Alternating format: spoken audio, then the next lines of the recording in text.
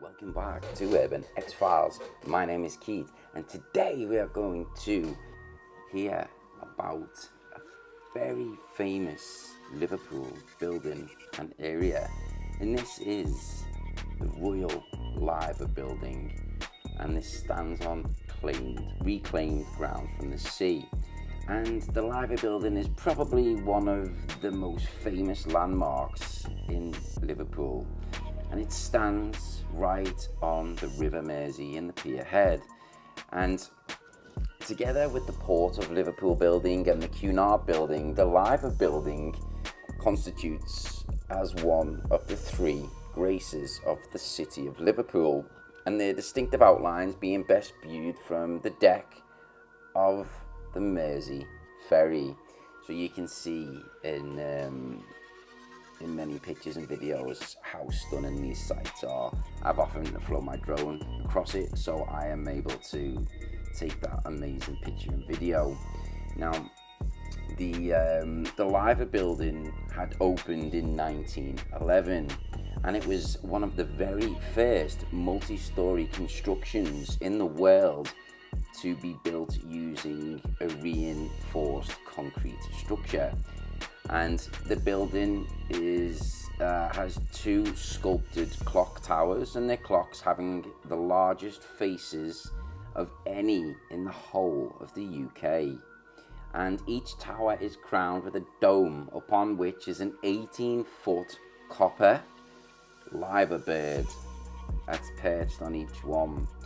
And the exact species of the liver birds has been discussed over many years, and some say that it signifies the gigantic prehistoric bird which once inhabited the area. And it's also become the guardians of the settlement. And there's a myth that goes, if the liver birds were to ever fly away, then Liverpool would sink beneath the waves. So yeah, that's the history of the liver birds. And it does say that the liver birds could represent some kind of all but forgotten cryptozoological species, and some renderings of the birds do have a certain dodo-like quality in them, albeit with much larger wings. And the noble raptor having at one time been the emblem for the house of King John, the founder of Liverpool. And that is more than 400 years after King John's death. And Liverpool was then taken by the Cavaliers, and an ancient official seal of King John was either lost or stolen or destroyed. In 1655, a new seal was commissioned, but the artist in charge of the project, presumably having never laid eyes on an eagle, rendered an image which instead bore a closer resemblance to the common bird often seen along the banks of the Mersey. And it is a little known fact that there are actually three liver birds. The third statue stands on the roof of the Mersey Chambers, on the opposite side of the Strand from the Royal Liver Building, and that was built in 1877 as the headquarters of the Harrison shipping line. The chambers actually predate the Liver Building, and the solitary white liver bird looking down onto the grounds of the city's parish church. The Church of Our Lady at St. Nicholas is the parish church of the city of Liverpool, also known as the Sailors' Church, and it occupies the site of worship that has been there since the 14th century, and possibly even since before King John's reign. And it is said that during the English Civil War, prisoners were kept in the dark tunnels and the crypts that are beneath the building, adjacent to the churchyard that once stood Liverpool Tower, that was built in 1290, serving for the last hundreds or so years of its existence as a gaol. These are those who suggest that its dungeons may have once been connected to the crypts beneath St. Nicholas's Church, and the tower was for a time the oldest building in Liverpool until the corporation acquired it and tore it down in 1820. Since 1908, the tower buildings have stood on the site of the old tower, and today they are used as offices and apartments, but they are also home to a historic public house. Marboyle's Oyster House is amongst the city's oldest pubs, and with it being an old pub, there are bound to be some ghosts. But it's difficult to find ghost stories from here. And it has been suggested that the cellars of the public house connect with ancient tunnels of the old Liverpool Tower, and so to the crypts of St. Nicholas. Perhaps the spirits at work are those of the long dead prisoners. Who knows? They were tortured and starved beneath the city streets. Or maybe they are more like the usual kind that come in singles, doubles, and triples. Ha ha ha. Now, like a lot of historic cities, Liverpool has its fair share of haunted pubs. The Slaughterhouse on Fenwick Street is another of the pubs that claim to be the city's oldest. It's a prime example. Landlord Adam Franklin gave an account of his own experiences to the Daily Post newspaper. That was back in 2004. And he says, about 3 weeks after we arrived, this was in 2002, it was like 2 a.m. in the morning, and I was standing by the bar after everyone else had gone home. And this bloke appeared and walked across the room right in front of me. As he walked past, he kept glaring at me intently until he disappeared, which is pretty scary. Other members of staff have heard strange sounds emanating from the cellar, and shadowy figures were reportedly captured on the pub's CCTV. And the city's that old, ghosts aren't just restricted to public houses and drinking houses. There are lots of stories of a phantom jaywalker, an old man seen wandering along the dock road, sometimes right into oncoming traffic, and he mysteriously disappears.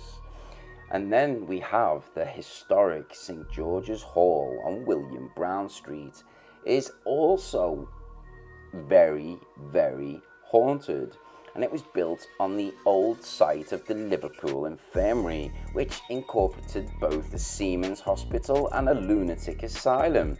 The hall was opened by the Mayor of Liverpool in 1854, as well as two concert halls, the Great Hall and the Small Concert Hall, and the building also include a pair of ornate courtrooms in which many of the city's most famous trials were once held. And according to a Liverpool Echo report, some guests, while standing in the Great Hall, have felt cold hands and felt as if they were being pushed forward for some unknown reason. A spirit had christened the Phantom Hitchhiker is supposed to haunt the Queensway Tunnel, which connects Liverpool to Birkenhead. The spectre is reputed to be that of a girl who died in a motorcycle accident sometime during the 1960s. Having been the focal point of the settlement since its beginning some 800 years ago, Liverpool's city centre is absolutely overflowing with tales of the weird, the paranormal, and everything in between. Therefore, we now move on to one of Liverpool's other most famous building, and this is the Philharmonic Hall, and it stands on Hope Street and the corner of Myrtle Street. A 1930s replacement for the original building was built almost 100 years earlier. The Liverpool Philharmonic Society was formed in 1840, and such is believed to be the fifth oldest surviving concert-giving organisation in the whole of Europe. The society's size and popularity grew to such an extent that by 1845, plans were being made to create a purpose-built hall for all of their performances, and it was constructed and renewed by architect John Cunningham, and the Liverpool Philharmonic Hall opened its doors on the 28th of August in 1849, and it had enough room to house over 2,000 guests, and it's known as the Phil to Liverpool people. Was initially considered by some as being a rather elitist place, catering for the rich rather than the average person, and it was highly regarded by many concert goers and musicians alike. Sir Thomas Beecham, renowned conductor and founder of the Liverpool Philharmonic Orchestra and the Royal Philharmonic Orchestra, once remarked that he considered it to be the best concert hall in the whole of Europe. And sadly, the original hall was burnt down during 5th and 6th of July in 1933. A stray spark in the organ loft had been the explanation to what caused the awful blaze. And the current hall, which stands now, was completed in 1939. Its designer, Herbert Rouse, describing the building as being shaped like a megaphone, with the orchestra at the narrow end. It was not too long after the new Philharmonic opened its doors that a lady in white made her first appearance in the audience. During the 1940s, a lady by the name of Mrs. Runnicus had the job of being the Philharmonic's housekeeper and the general manager of the hall. And one morning she was approached by a nervous cleaner who said she was unable to clean box number 8 on the right side of the auditorium, as there was a woman who was sat in it. Now, Mrs. Runnicus went to the box with the intention of asking the woman if she would mind moving while the cleaner continued with her job. However, before she could utter a single word, the woman, who was dressed all in white, and she spoke. "Your son is not dead. He is safe." Now, Mrs. Runnicus's son was serving in Crete at the time.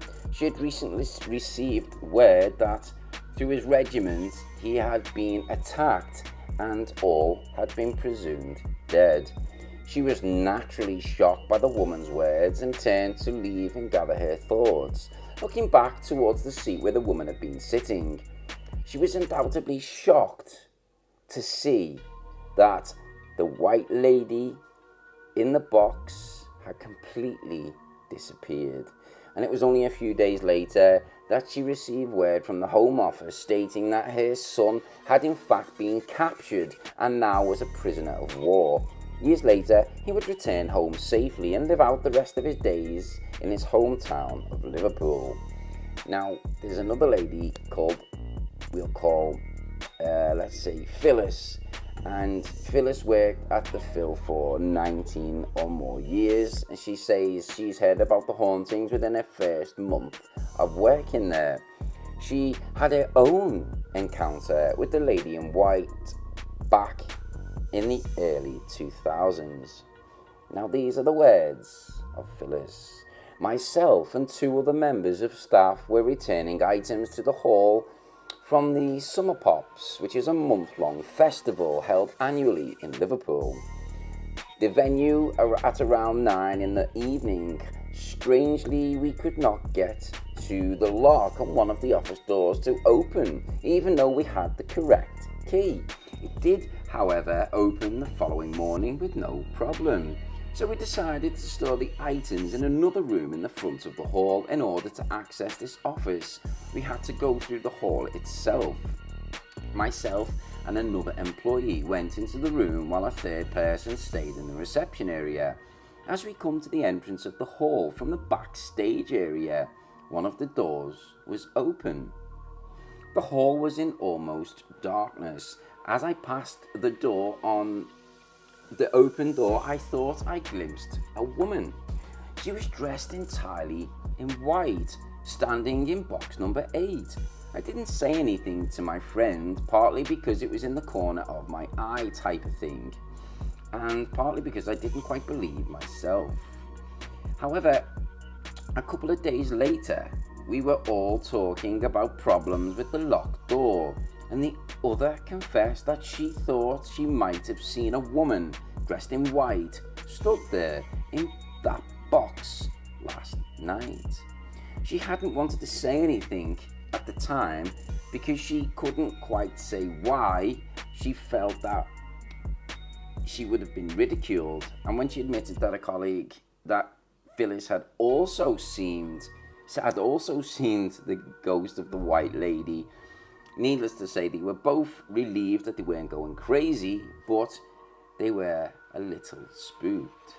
Now, box number 8 is located on the Caledonia Street side of the hall, beneath which are the foundations of its original building, which was consumed by fire in the 1930s, and they still exist.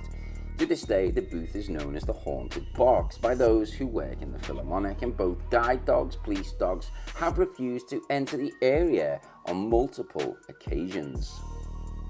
The Philharmonic is not only the home to a supernatural patron, however, there is also a ghostly member of staff that is said to haunt the venue.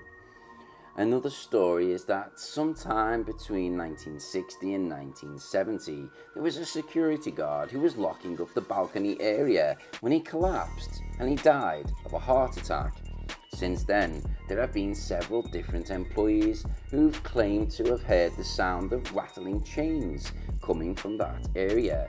People have also reported odd cold spots and feelings, and also being watched in isolated areas. A few of the front of the house staff members have commented that they heard their name whispered when they were working alone in the hall.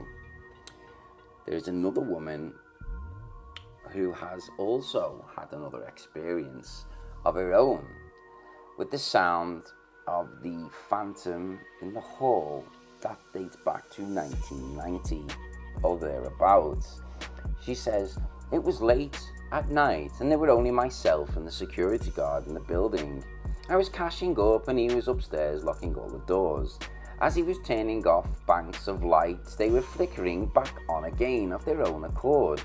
Then we both started to hear loud banging noises coming from elsewhere in the building, areas that we knew there was definitely no one present." And it's safe to say that this lady and a colleague may have left the hall in something more of a hurry than their usual evening haste. Now we are going to move across the city to the Everyman Theatre that stands on the corner of Hope Street and Oxford Street opposite the city's Metropolitan Cathedral. A place of worship known as Hope Hall originally stood upon the site that was constructed in 1834. The chapel was converted first into a concert hall in 1853 and then into a cinema in 1912. Finally, after some architectural additions to the theatre in 1964, much of the original structure survives today and can be seen at the rear of the building. The Everyman Bar and Bistro is situated below the auditorium in what would have originally been the crypt of the old hall. The theatre itself is notable for having commissioned the original stage version of Shirley Valentine, which was also made into a multi-international award-winning film. From then up and coming writer Willie Russell in 1986. It has also the place where individuals such as Bill Nye and Julie Walters made their stage debuts.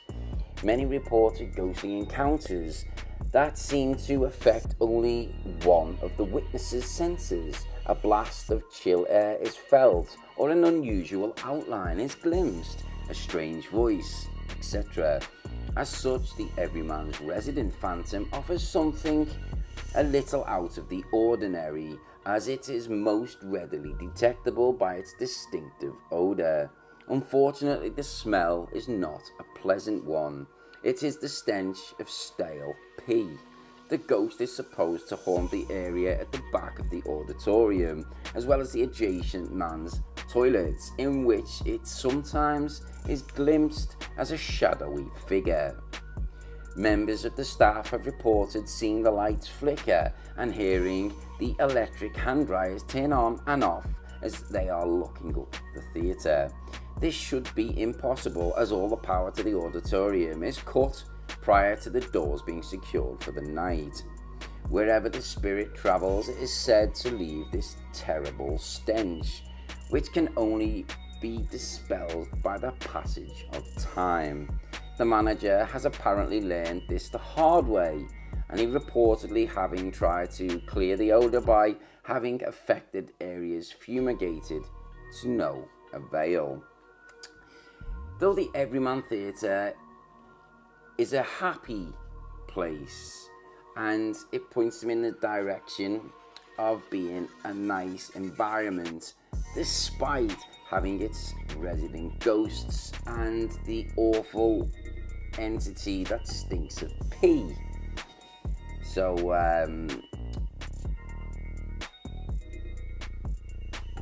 yeah that is some of the stories of Liverpool's theatres and also Liverpool's most famous hall, the live buildings. Anyway, I hope you enjoyed today's story. If so, please let me know. And I'd just like to credit the John Rippian from 800 Years of Haunted Liverpool for giving me permission to use some of his book to share with you guys. As I've suggested many a times, please go and buy his book, as you will not be disappointed. Take care, and I will see you all in the next video. Peace.